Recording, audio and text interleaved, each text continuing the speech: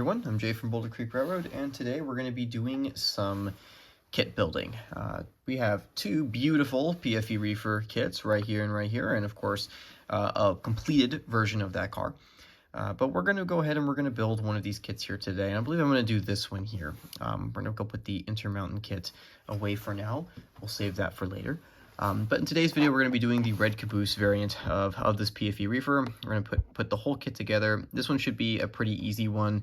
Not too many details to apply as much as the intermountain kits. Those generally have a lot more, or a little more complex.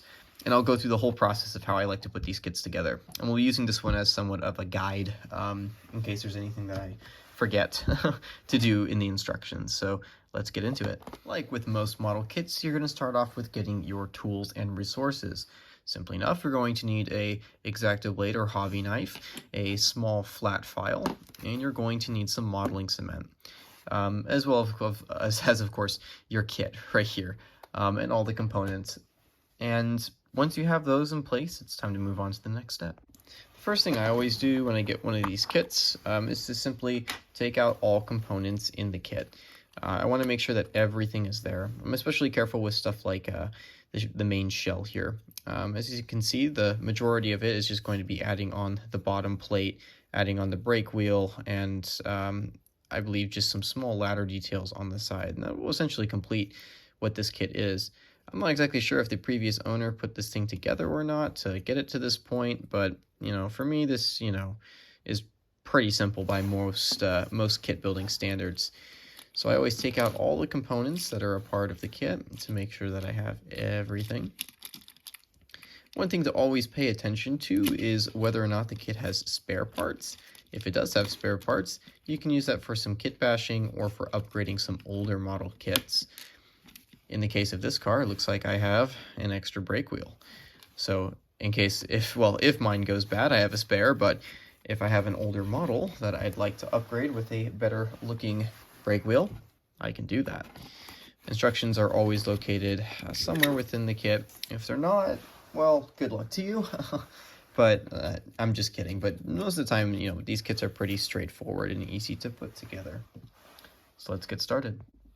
To start off this kit, I'm going to go ahead and start by replacing and building these trucks. So what I mean by replacing isn't necessarily that I'm replacing the trucks, but simply I'm adding on the standard Unimate couplers.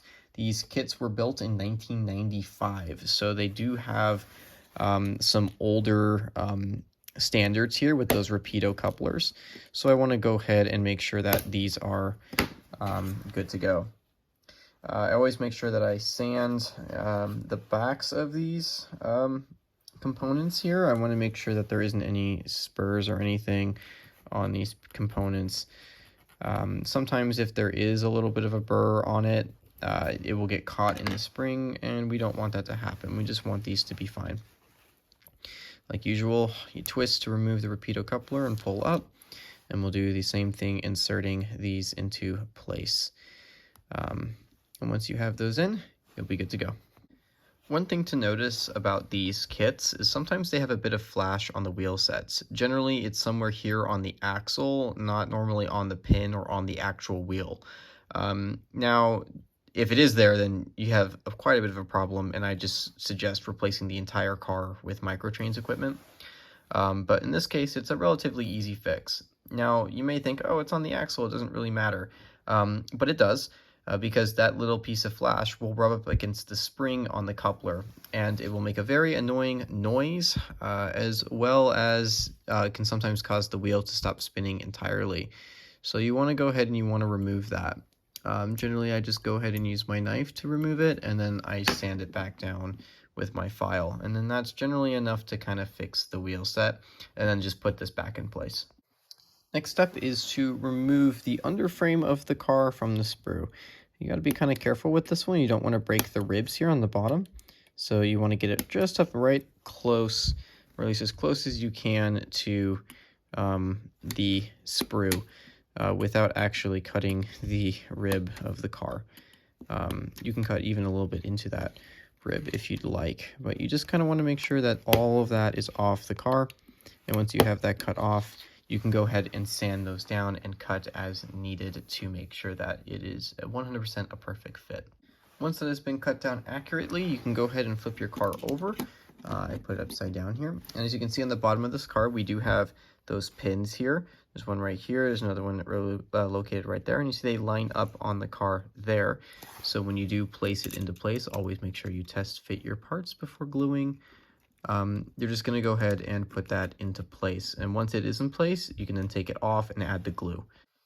While I let that glue, I'm just going to go ahead and mention that on this version of the car, there's actually pockets here if you'd like to add in your own micro trains couplers or body mount couplers to this car. For me, doing that isn't necessarily a big deal. I don't find that body mounting makes that much of a difference for my layout, as I don't necessarily do anything that really requires that. And the couplers on these cars work just fine. Even though they are dummy couplers, I'm not doing any sort of operations or anything with electromagnetic couplers or anything like that. So it doesn't really matter that much to me. But for those of you who are interested in that, the option is right there. So as I look at this kit here, I'm noticing that these sprues here broke. As you can see, that's supposed to be together. I'm supposed to have an extra ladder here, but I do not. It broke.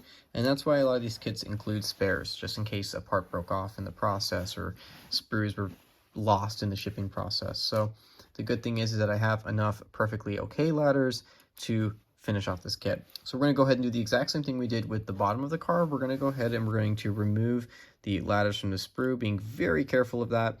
On the back side of this, you're going to notice that there's some pins. I don't know, it's kind of hard to see, but there's some pins here located on here, and those actually go into holes on the truck. So you want to make sure that when you're cutting, these aren't facing towards the ground. They're facing up towards you. So that way, when you cut it, you don't end up breaking those pins and making it much more difficult for you to fit those ladders onto the car correctly. When gluing the ladders onto the cars, you want to make sure that you apply that glue very sparingly. If you put too much, you'll end up adding glue to the side of the car. And that's problematic because that will add in that will cause it to kind of like craze the plastic, because this is basically a plastic melting solution. So you want to be very light with the amount that you add onto the side of the car, and always making sure that your orientation when gluing this into place is correct. In my case, I have my ladder like this. We're just going to go ahead and add that into place with the tweezers.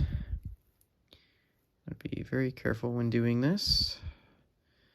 Once you got it into place here, go ahead and you're done. And of course, you're just going to go ahead and let that sit for the time it takes for your glue to dry. But then you'll have ladders on the side of your car. So we'll let that dry for a little bit, and then we'll add on the next part. In the case of this car, there's only one more component to add on, and that is your brake wheel. Once that's in, you just pop the trucks in with the pins. But again, with this brake wheel, you can be very careful in how you cut off the flash on the side of the car from the sprue, making sure you get a nice clean cut. Sanding if necessary.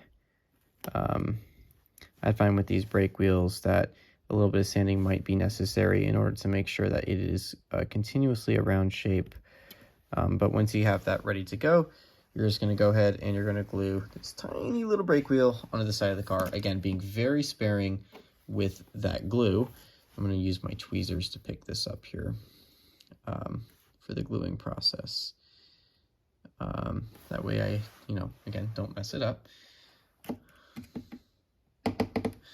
So we're going to add a little bit of glue. I got a little bit there on the side there, which is perfect.